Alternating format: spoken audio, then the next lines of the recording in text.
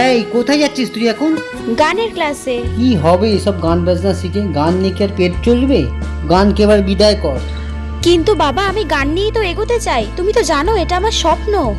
সব স্বপ্ন পূরণ হয় না, ভালো করে লেখাপড়া কর, ওটা কাজে লাগবে। মা কালকে সকালে না শ্যাম্পু নেই, আমি না শ্যাম্পুটা নিয়ে আসছি পাশের দোকান থেকে। না অনেক রাত হয়েছে, তোকে যেতে হবে না, ভাই এনে দিচ্ছে। আরে মা পাশেই তো দোকান, এক্ষুনি যাব নিয়ে চলে আসবো। রাত হয়েছে তো কি হয়েছে? না বললাম তো, ওই দোকানদারের নজর খুব খারাপ, যেতে হবে না এত রাতে। মা বলছি কালকে আমরা বন্ধুরা মিলে না ভিক্টোরিয়া ঘুরতে যাচ্ছি, তুমি কিছু একটা রান্না করে দিও না। ওখানে কি সবাই মেয়ে? এই তো আমরা 5 জন মেয়েই আছি, আর অভি আর দেবানিক যাচ্ছে সাথে।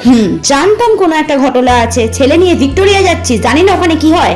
আমরা সবাই কলেজ ফ্রেন্ড, তুমি সব কি বলছো যাতা? ওসব বন্ধু বলে না কিচ্ছু হয় না, ঘরে থাকবি, কোথাও ঘুরতে যেতে হবে না। হ্যালো, কি রে এখনো তো বাড়ি ফিরলি না? আরে সবে তো 5টা বাজে, এত তাড়াতাড়ি কি করে ফিরবো? না না, তুই যে করে হোক 6টার মধ্যে বাড়ি ফির। না না মা, আমার মিনিমাম 9টা তো বাজবেই বাড়ি ফিরতে, অনেকটা দূরে আছি।